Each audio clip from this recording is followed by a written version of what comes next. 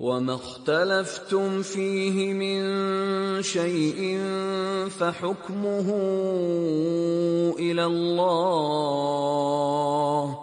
ذَلِكُمُ اللَّهُ رَبِّي عَلَيْهِ تَوَكَّلْتُ وَإِلَيْهِ أُنِيبُ۔ اختلاف کی قسمیں کیا ہیں، اس پر ہم غور و فکر کریں گے۔ اختلاف کی 3 قسمیں آتی ہیں۔ ایک ہے اختلاف مذموم جو کہ جائز ہے، مذموم یعنی جس پر مذمت کی گئی ہو، جس پر لعن طعن کی گئی ہو، یہ اختلاف جائز ہے۔ دوسرا اختلاف محمود جسے ممدود بھی کہا جاتا ہے، یہ اختلاف کرنے کا حکم دیا، دین نے یہ اختلاف کرنے کا حکم دیا۔ تیسرا ہے اختلاف جائز۔ یہ اختلاف کیسے ہوتا ہے؟ فقہا اور عالم دین کوئی مسئلہ نکالنے کی کوشش کرتے ہیں اور اس میں اسلام نے یہ 3 اختلافات کا ذکر کیا ہے، اور جو پہلا ہے مذموم، اختلاف مذموم جو کہ جائز ہے۔ یہ کیا ہے اختلاف مذموم؟ یعنی حق و باطل کے درمیان اختلاف، حق و باطل کے درمیان اگر جو حق پر ہے وہ جم جا رہا حق پہ، اور باطل ہے وہ باطل پہ جم جا رہا ہے، تو باطل پہ جمنے والے کو قرآن میں ملامت کی گئی۔ باطل پہ جو کفر پہ جم جاتا ہے اس کے لیے ملامت کی گئی۔ یہ ملامت کرو، جو باطل پر اڑا ہوا ہے اس سے بحث کرو، اس سے اختلاف کرو، تم باطل پر ہو، تم بدعتی ہے، تم اس سے اختلاف کرو، تم بدعت پر ہو، اس سے رک جاؤ، تم سنت کو چھوڑ رہے ہو، اس سے رک جاؤ، یہاں پہ اختلاف کرو۔ کفر کر رہا ہے کوئی کافر ہے، تم وہاں پہ اختلاف کرو، ڈٹ جاؤ، تم کفر پر ہو، ہم نہیں بات مان سکتے تمہاری، تم اس سے رک جاؤ، وہاں پہ کرو اختلاف۔ کوئی تقلید کر رہا ہے، اندھی تقلید، اس کو بولو رک جاؤ، مذمت کرو اس کی، سٹاپ، آپ نہیں کر سکتے کسی کی تقلید۔ نفس پرست ہے کوئی، وہاں پر اس کو مذمت کرو، نفس پرستی شرک ہے، رک جاؤ، نہیں کر سکتے تم۔ اور اللہ کے متعلق کوئی بحث کر رہا ہے، شرک لے کے آ رہا ہے، وہاں پہ جم جاؤ، گڑ جاؤ، رک جاؤ، تم یہ نہیں کر سکتے۔ یہ اختلاف جائز ہے، یہاں پر مذمت کی جائے گی، اسٹرانگلی روکا جائے گا۔ سمجھ آ رہی؟ جو ان چیزوں میں ہے، جو باطل پرست ہے، جو بدعت ہے، جو کافر ہے، جو منافقت کے حرکتیں کر رہا ہے، اور جو نفس پرستی کر رہا ہے، جو شرک کر رہا ہے، جو نبی صلی اللہ علیہ وسلم کو غلط کہہ رہا ہے، یہ ان سنتوں کو پامال کر رہا ہے، ان سے اختلاف کرو، ان کو مذمت کرو، ان کو اسٹرانگلی روکو۔ اور روکنے کا طریقہ بھی نبی صلی اللہ علیہ وسلم نے بتایا، اپنے لیول کے مطابق، جہاں پہ ہاتھ سے روک سکتے ہو تو ہاتھ سے روکو، اس کو پکڑو گھٹ۔ نبی صلی اللہ علیہ وسلم نے کہا میں تمہاری کمروں کو پکڑ کے تمہیں روک رہا ہوں آگ میں جانے سے، تم روکو، کوشش کرو، اس کا ہاتھ پکڑ لو۔ جیسے دنیا میں کوئی آگ میں کودنے جاتا ہے تو آپ کودنے دیتے ہیں اس کو، حتی الامکان کوشش کرتے ہیں کہ اس کو روک دے، اس کو گھسیٹ کے پیچھے ڈھکل دیتے ہیں، جب ضد پہ اڑ جاتا ہے تو اس کو گھسیٹ کے پیچھے ڈھکل دیتے ہیں۔ تو ایسے کرو، روکو اس کو، کافر کو کفر سے روکو، بدعتی کو بدعت سے روکو، باطل پرست کو باطل سے روکو۔ اس کی اجازت ہے، یہ جائز اختلاف ہے، جسے اختلاف مذموم کہتے ہیں۔ ہاں، جو خودکشی کرتا ہے تو اس کو روکتے ہیں نا، چل بھائی تو ٹھیک ہے تو کر لے، ایسا تو خاموش نہیں بیٹھتا کوئی بھی، اس کو حتی الامکان کوشش کرتا ہے، اس کو دھکا مار کے ہٹا دیتا ہے وہاں سے۔ تو یہ اختلاف جائز ہے۔ آج ہمارے گھروں میں یہی ہے، کفر کے اختلاف ہے، بدعت کے اختلاف ہے، حق، یہ اختلاف ہم نہیں کرتے۔ یہاں پر یہ جو چیز ہو رہی اس کے لیے ہم خاموش بیٹھے ہوئے، افسوس کا عالم ہے۔ منافقت کر رہا ہے، کلیئرلی کوئی ہمارے سامنے منافقت کر رہا ہے، جو بھی نہیں رہیں گی، چھوڑ رہے اس کو، ہاں تو کرنا ہے کر، نہیں ہے نا۔ ایک مومن جو ہوتا ہے اس کے اندر تڑپ ہوتی ہے۔ نبی صلی اللہ علیہ وسلم نے کہا میں تمہاری کمر کو پکڑ کے روک رہا ہوں، کس کو کہا؟ نبی صلی اللہ علیہ وسلم نے، مسلمانوں کو نہیں۔ جو مسلمان ہو گئے تھے، جو اسلام قبول کر لیے تھے، وہ تو 100% آ گئے تھے اس دور میں تمہیں روک رہا ہوں، تم ہے کہ آگ میں کودنے کے لیے جا ہی رہے ہو، تو ہم ڈٹ جائیں، ہاتھ سے روک رہے، زبان سے روکنے کی آپ کے پاس استطاعت ہے، روکو، سٹاپ کرو اس کو۔ اور جہاں پہ یہ دو بھی آپ کے پاس نہیں ہے تو دل میں تو برا جانو، نفرت تو کرو، یہ کیوں حق پہ نہیں ہے، یہ باطل کو کیوں پسند کر رہا ہے، یہ بدعت کو کیوں پسند کر رہا ہے، یہ کفر کو کیوں پسند کر رہا ہے، نفرت کرو، یہ نفس پرستی کیوں کر رہا ہے، نفرت کرو اس چیز سے، حتی الامکان کوشش کرو، بار بار بولو اس کو، یہ پہلا ہے۔ دوسرا ہے اختلاف محمود، جسے ممدود بھی کہا جاتا ہے، یہ اختلاف کرو۔ یہ اختلاف کیا ہے؟ قرآن میں آتا ہے اہل کتاب کے جیسے تم مت بنو، اہل کتاب سے الگ دکھو، اختلاف ہے نا، ایک اہل کتاب جا رہا ہے یہود اور نصارہ اور ایک مسلمان جا رہا ہے، دونوں میں فرق دکھنا، لیکن ہم اس کو نہیں کر رہے، نہ مسلمان اور یہودی دونوں بازو بازو سے تو دونوں سیم دکھ رہے، حالانکہ قرآن میں کیا دیا؟ اہل کتاب سے الگ دکھو، یہاں پہ کوئی نہیں کر رہا ہے، اختلاف کوئی نہیں کر رہا، اور کفار سے اللہ تعالیٰ نے کیا حکم دیا؟ کفار سے الگ دکھو، دکھنے کا حکم دے رہے، یہاں پہ اختلاف کرنے کا حکم دے رہے۔ ہم ہیں کہ کافر اور ایک مسلمان جا رہا ہے، دونوں سیم دکھ رہے، یہاں پہ اختلاف نہیں آ رہا ہے، یہاں پہ اختلاف ہم نہیں کر رہے، الگ نہیں دکھ رہے، حکم دے رہے نا کہ ان سے اختلاف کرنا ہے۔ تو یہ چیزیں جب اس کو تو ہم نے چھوڑ دیا، اس کو تو ہم جہاں پہ حکم دیا جا رہا ہے، جہاں پہ اختلاف کرنے کا حکم ہے، یہاں پہ تو ہم اس کو نظر انداز کر دیے، بہت لائٹ لے لیے اور اس کو چھوڑ ہی دیے۔ ساری چیزیں ہم ان کی اپنا رہے، منافقوں کی اپنا رہے، اہل کتاب کی اپنا رہے، کافروں کی اپنا رہے، اور وہاں پر ذرا بھی شرم ہم محسوس نہیں کر رہے کہ میں مسلمان ہوں، اس سے میں الگ دکھوں، میرا رب مجھے یہ حکم دیتا ہے، یہ ہمارے اندر ہے ہی نہیں، اس چیز کو ہم نے بھلا بیٹھا ہے، اچھا محسوس کر رہے اور سو کالڈ سوسائٹی کے فلاں فرد محسوس کر رہے ان کو فالو کر کے، اہل کتاب کو فالو کر کے اپنے آپ میں ہم خوش ہو رہے، اہل کتاب کو امیٹیٹ کر کے ہم پدانے پھولے نہیں سما رہے، ایسی ہماری حالت ہے۔ تو کتنا ہم نے اختلاف میں بھی اختلاف کر دیا، بگاڑ۔ تو ایک تیسرا اختلاف ہے اختلاف جائز، جس کے بارے میں کہا گیا ایک مسئلہ ہے اور اس مسئلے کو قرآن اور حدیث سے سولو کرنے کی کوشش کر رہے، اور جب سولو کرنے کی کوشش کرتا ہے ایک فقیہ یا پھر یہ ایک عالم، یا پھر عالم مینس ناٹ اے سرٹیفائڈ جو عالم ہے اس کو پریفرنس آج کے دور میں ہم دے رہے ہیں۔ ایکچولی دین کا کانسیپٹ کیا ہے؟ ہر گھر میں ہر فرد عالم ہونا ہے، ہر گھر میں ہر فرد کو اسلام کا پورا نالج ہونا ہی ہے۔ اس دور میں کہاں تھے؟ سرٹیفائڈ تھے اس دور میں؟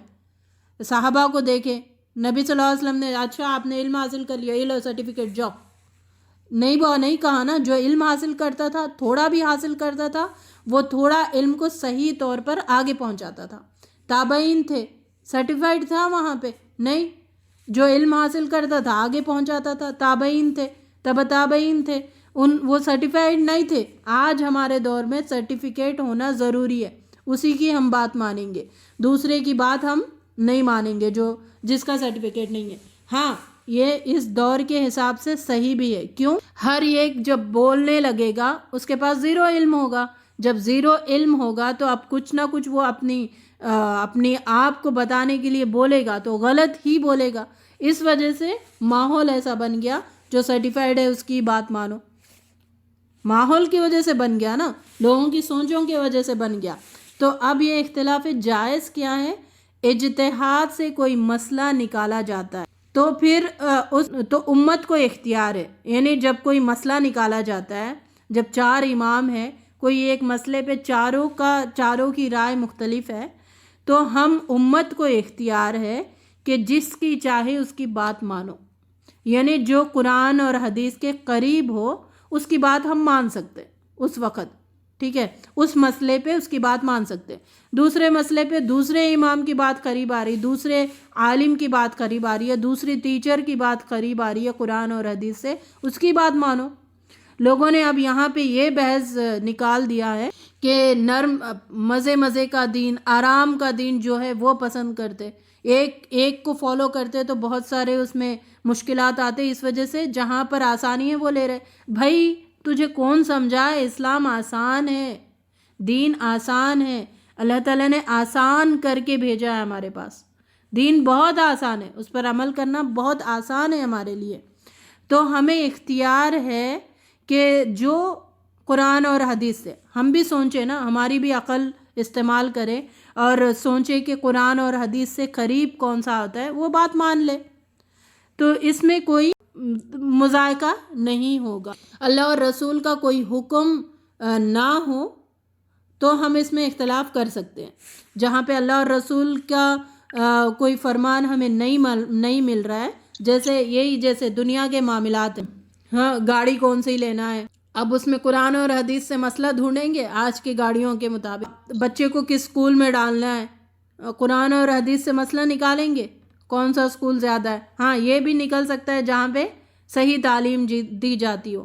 گھر کیسا بنائے، کون سی چیزیں اس میں استعمال کرے. اس میں اگر ہم اختلاف کرتے بیٹھیں گے اور کہیں گے یہی صحیح ہے تو پھر وہاں پہ جھگڑے ہوگے، فساد ہوگا.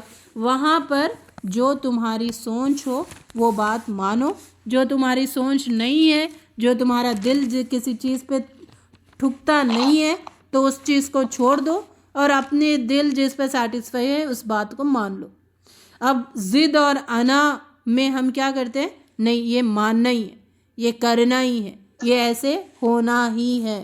تو اس پہ ہم جب ضد پہ اڑ جاتے تو وہاں پہ تکرار، بحث، مباحثے ہوتے ہیں. اللہ تعالیٰ ہمیں ضد اور انا پہ اڑے رہنے سے محفوظ فرمائے، کیونکہ اللہ تعالیٰ کو سخت ناپسند لوگ وہ ہے جو ضد اور تکرار پہ رہتے ہیں.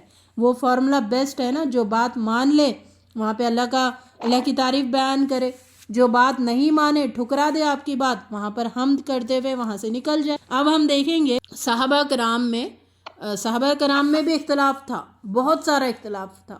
صحابہ کرام آپس میں بہت سارا اختلاف کرتے تھے، لیکن اختلاف میں ان کا طریقہ کیا تھا اس پر ہم غور و فکر کریں گے، تاکہ جب ہم بھی کوئی چیز میں ہوگا، ہماری آخری سانس تک اختلاف ہوگا، کسی نہ کسی سے ہم بات کریں گے. ہم ایک معاشرے میں رہتے ہیں، جنگل میں تو نہیں رہتے، جہاں پہ معاشرے میں رہتے ہیں، لوگ ٹکراتے ہیں، لوگوں سے باتیں ہوتی ہے، اختلاف ضرور ہوتا ہے، ہوگا اختلاف. جب اختلاف ہوگا تو ہم کیسا طریقہ اپنائیں، کون سی چیزیں ہم نظر میں رکھیں. اب ہم صحابہ کی زندگی سے اس کو دیکھیں گے تو اختلاف ہو تو کیا رویہ اختیار کیا جائے.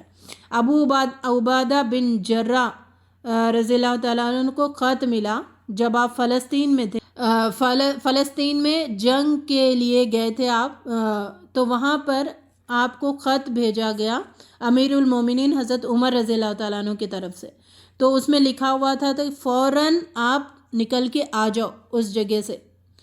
اور اگر جب بھی آپ کو خط ملے، دن میں ملے تو رات کا انتظار مت کرو، رات میں ملے تو دن کا انتظار مت کرو، فوراً نکل کے آ جاؤ. تو انہوں نے واپس خط بھیجا ابو عبادہ بن جراح نے، اے امیر المومنین آپ کا حکم میں نہیں مان سکتا.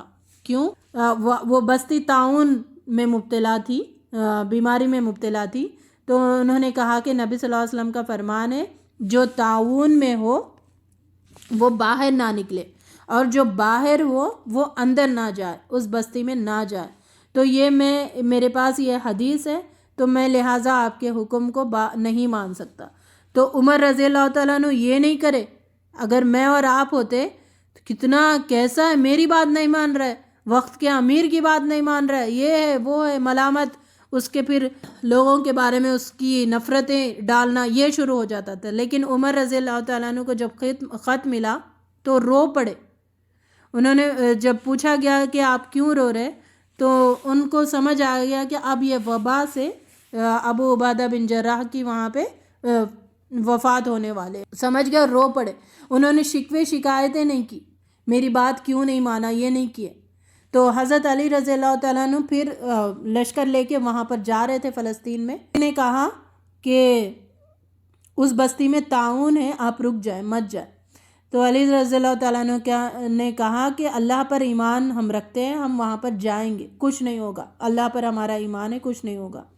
تو اسی وقت ایک صحابی نے کہا اللہ کے رسول کو میں نے کہتے ہوئے سنا کہ طاعون کی جگہ مت جاؤ، طاعون کی جگہ مت جاؤ، اور جو طاعون میں ہے وہ باہر مت آؤ. تو فوراً پلٹ گئے، اباؤٹ ٹرن ہو گئے اور پوری لشکر لے کر واپس آ گئے.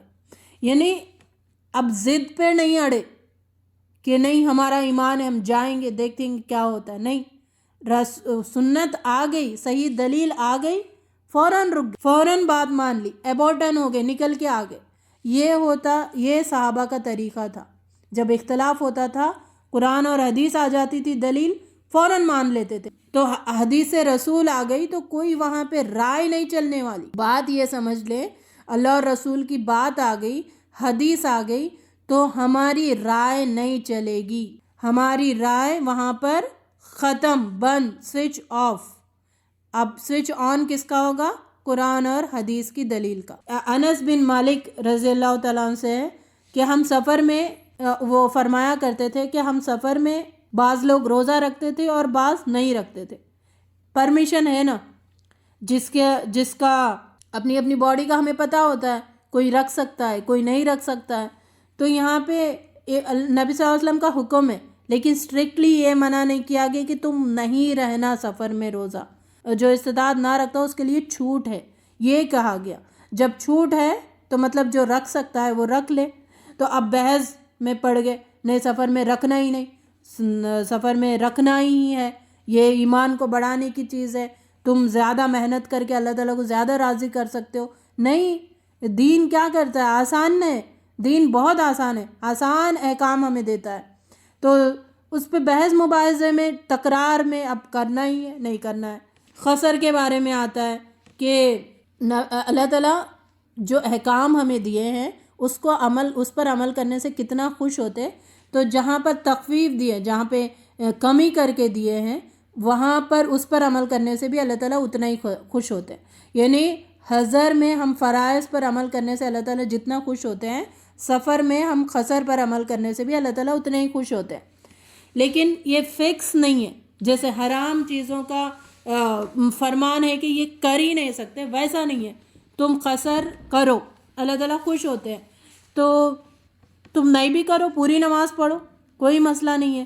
تو یعنی اگر اللہ تعالیٰ کو خوش کرنا ہے فائدہ اٹھا لو، اللہ تعالیٰ نے فائدہ دیا ہے فائدہ اٹھا لو۔ اب وہاں پہ فکس کر دیں کہ یہ کرنا ہی کرنا، بات کیا ہو رہی؟ تم قصر ہی کرو، تم پوری نماز پڑھ ہی نہیں سکتے۔ لوگوں کو جب موقع بھی ہے روک رہے ان کو نوافل سے، نفلیں پڑھنے سے، تو وہ غلط ہو جاتا ہے۔ بتاؤ، ہاں قصر کا یہ اہمیت ہے، اللہ تعالیٰ نے ایسا کہا ہے، نبی صلی اللہ علیہ وسلم کا یہ فرمان ہے، بتاؤ۔ ہاں جو حرام ہے وہاں پر اسٹرکٹلی اڑ جاؤ، نہیں، سور کا گوشت تم کھا ہی نہیں سکتے، شراب تم پی ہی نہیں سکتے، تم اللہ کی معصیت تم کر ہی نہیں سکتے، یہاں پر اڑ جاؤ، جم جاؤ۔ بدعت تم کر ہی نہیں سکتے، نو وے، اسے یہاں پہ چانس ہی نہیں ہے، وہاں پر اڑ جاؤ۔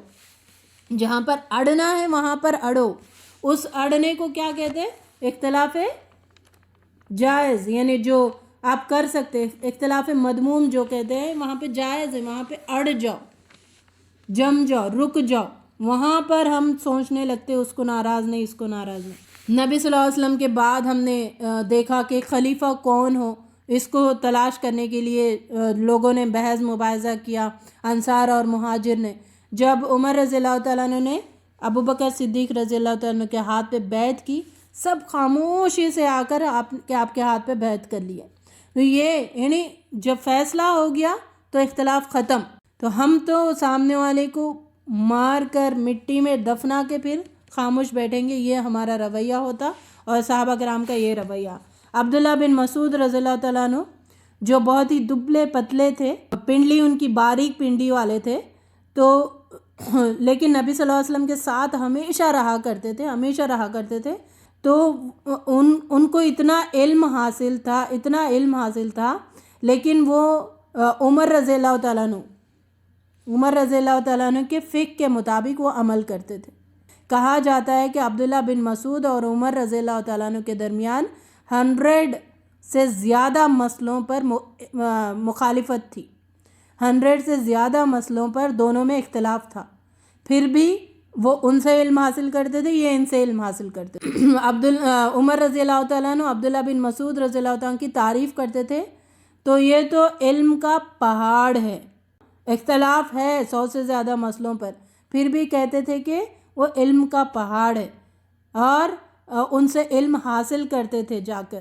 یہ ہے اب اختلاف ہو گیا تو منہ پھلا کے رہ گئے.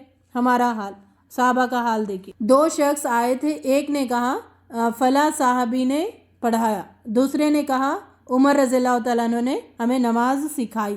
تو عبداللہ بن مسعود نے کہا جیسا عمر رضی اللہ تعالیٰ عنہ نے سکھایا ویسا پڑھ. اختلاف کے باوجود بھی انہوں نے کیا کہا؟ عمر رضی اللہ تعالیٰ عنہ نے جیسا سکھایا ویسا پڑھو.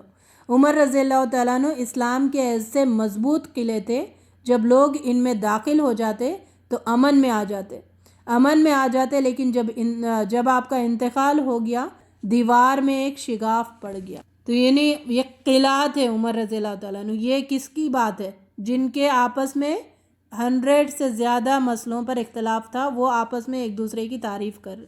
تو ان دونوں کے اختلاف نے ایک دوسرے کو ذلیل نہیں کیا، ایک دوسرے کو گالی دینے پر مجبور نہیں کیا، ایک دوسرے کو نیچا دکھانے پر مجبور نہیں کیا. تو یہ صحابہ کرام کے آپس میں جو اختلاف تھے وہ بھی محبت اور الفت سے بھرے ہوئے تھے.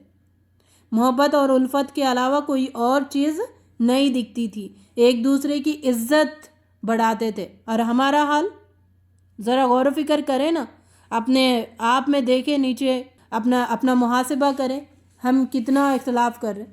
عبداللہ بن عباس رضی اللہ تعالیٰ عنہ اور زید بن ثابت رضی اللہ تعالیٰ عنہ، دونوں میں اتنا اختلاف تھا ایک میراث کے حکم کے بارے میں، تو اس میں اختلاف تھا. اتنا اختلاف شدید ہو گیا. عبداللہ بن عباس رضی اللہ تعالیٰ عنہ انہوں نے کہا کہ حرم میں آ جاؤ اور حجر اسود پہ ہاتھ رکھ کے ہم مباہلہ کریں گے. مباہلہ یعنی ایک دوسرے پہ لعنت کریں گے. جو حق پر ہے اللہ تعالیٰ اس کو دکھائے گا حق پر.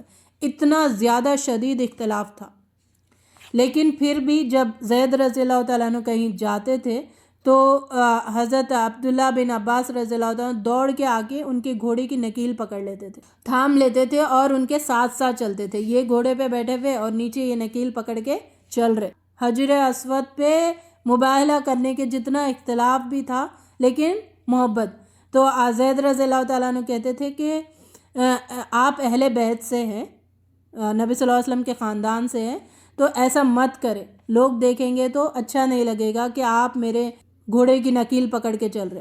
آپ کی ایک عزت ہے، آپ ایسا نہ کریں.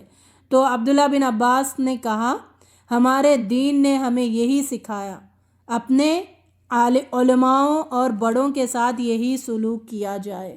یہ ہوتا صحابہ کرام کا اختلاف، پھر بھی محبت، پھر بھی عزت. تو زید رضی اللہ تعالیٰ عنہ نے کہا اچھا اپنا ہاتھ لائیں. تو انہوں نے ہاتھ کو چوما اور کہا ہمیں بھی یہی حکم ہے، اہل بیت کے ساتھ یہی معاملہ کرے. یعنی مباہلہ تک اختلاف ہوا ان کا، پھر بھی آپس میں محبت دیکھیے اور اپنا حال دیکھیے. ان کا تو چھوٹے چھوٹے مسئلوں میں نا، عقیدوں میں یا پھر شرک میں، اس میں نہیں تھا. ان کا بہت چھوٹی چھوٹی باتوں میں تھا. اور میراث کو ختم کرنا، میراث کا حکم نہیں ہے، اس پر نہیں تھا. کوئی ایک مسئلہ تھا جس پہ وہ ان کی بات الگ تھی، ان کی بات الگ تھی.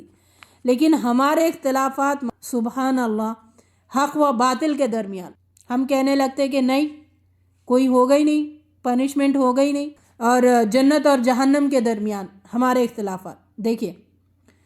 اور جب دو اختلاف کرتے دونوں کو بھی علم نہیں ہوتا، لیکن جنت اور جہنم کے بارے میں باتیں کر رہے، ایمان اور شرک کے بارے میں باتیں کر رہے، کفر کے معاملات کے بارے میں باتیں کر رہے. سبحان اللہ. اتنے بڑے عقیدے سے جو تعلق رکھتے ان پہ ہم بحث کرنے پر پیچھے نہیں ہٹ رہے، ان میں ہم اختلاف کرنے پر پیچھے نہیں ہٹ رہے. جنگوں میں بھی ہم نے صحابہ کرام کو دیکھا.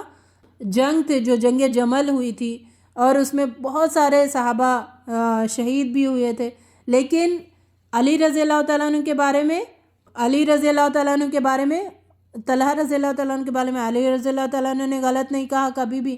عائشہ رضی اللہ تعالیٰ عنہ کے بارے میں علی رضی اللہ تعالیٰ عنہ نے غلط نہیں کہا. امیر معاویہ کے بارے میں حضرت علی رضی اللہ تعالیٰ عنہ نے غلط نہیں کہا. علی رضی اللہ تعالیٰ عنہ کے بارے میں امیر معاویہ نے غلط نہیں کہا رضی اللہ تعالیٰ عنہ. یعنی کوئی کسی کے بارے میں غلط نہیں کہتے تھے. علی رضی اللہ تعالیٰ عنہ کے پاس طلحہ بن عبداللہ ان کے بیٹے آئے تھے، تو اتنا جنگ ہوئی، کئی سارے صحابہ شہید ہوئے.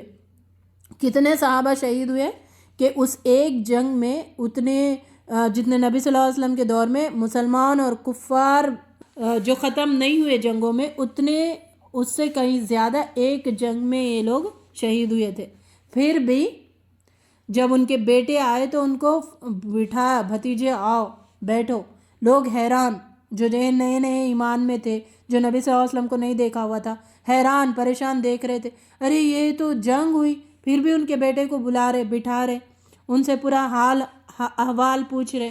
تو حضرت علی رضی اللہ تعالیٰ عنہ اور امیر معاویہ کے درمیان جو اختلاف تھا, تو اس کو دیکھ کر ایک روم کے بادشاہ نے امیر معاویہ کو خط لکھا, اگر آپ کو ضرورت ہو تو میں سپاہی بھیجوں گا آپ کے پاس. تو امیر معاویہ نے جواب دیا, کیا جواب دیا دیکھیے, آپس میں وہ اختلاف تھا, ان کی جنگ ہوئی تھی, لیکن انہوں نے جواب دیا, اے رومی کتے, یہ بات سن لے, اگر تو نے علی رضی اللہ تعالیٰ عنہ پر حملہ کیا تو سن لے کہ معاویہ کو علی رضی اللہ تعالیٰ کے فوج میں ایک ادنا سپاہی تو پائے گا, یعنی میں وہاں پر کھڑے رہوں گا اگر تو نے علی رضی اللہ تعالیٰ کے خلاف کچھ کرنے کی کوشش کی, ان کے سپاہیوں میں ادنا سپاہی کے طور پر کھڑا رہوں گا. یعنی صحابہ کا ایسا عمل تھا. ہم غور کریں نا, واقعات پڑھ رہے تو اپنا اپنا بھی محاسبہ کرے ساتھ ساتھ. اگر ہمارے درمیان اختلاف ہوتا تو ہم آگے والے کے گھر بار مٹ جائے, برباد ہو جائے تو ہمیں خوشی محسوس ہوتی, آگے والے کی عزت نیلام ہو جائے تو ہم تسلی حاصل کرتے, آگے والا برباد ہلاک ہو جائے تو یہ ہمارا ٹارگٹ ہوتا, یہ مشن ہوتا. کیوں اس نے اختلاف کیا میرے ساتھ, تو برباد ہو جانا یہ ہمارا مشن ہوتا, اس کو ذلیل کر کے چھوڑنا یہ ہمارا مشن ہوتا.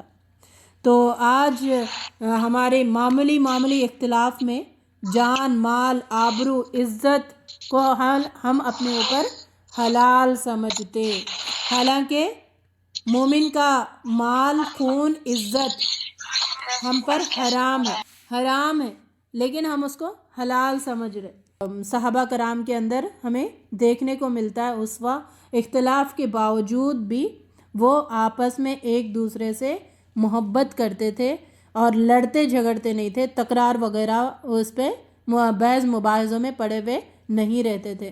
تو اللہ تعالیٰ سے دعا ہے کہ جو بھی ہم جہاں پر بھی ہمارے ساتھ اختلاف ہو, ہم اختلاف میں پڑے تو اللہ کے حکم کو آگے رکھنے والے بنیں اور اللہ کے حکم کے مطابق فیصلہ کرنے والے بنائیں اور اس کی قباحت کو سمجھنے والا بنائیں, اور اللہ تعالیٰ کی ناراضگی کو مول لینے سے ہمیں اللہ تعالیٰ محفوظ رکھے.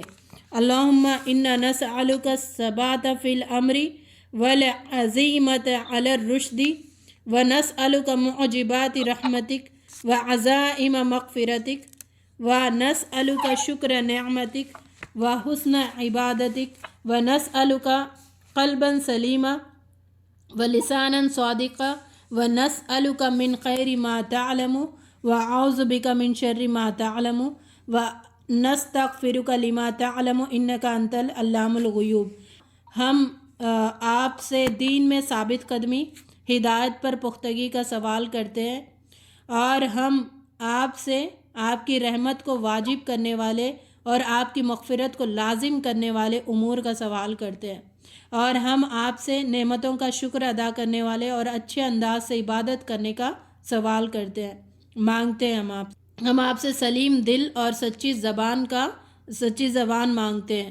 ہم آپ سے ہر اس بھلائی کا سوال کرتے ہیں جس کو آپ جانتے ہیں, اور ہر اس برائی سے پناہ چاہتے ہیں جو آپ کے علم میں ہے, اور ہم آپ سے بخشش چاہتے ہیں جو آپ کے علم میں ہے, بے شک آپ غیبوں کو خوب جاننے والے ہیں. وآخر الدعوانا ان الحمدللہ رب العالمین وما توفیقی الا باللہ. سبحانک اللہم و بحمدک نشہد ان لا الہ الا انت نستغفرک و نتوب الیک. السلام علیکم ورحمۃ اللہ وبرکاتہ.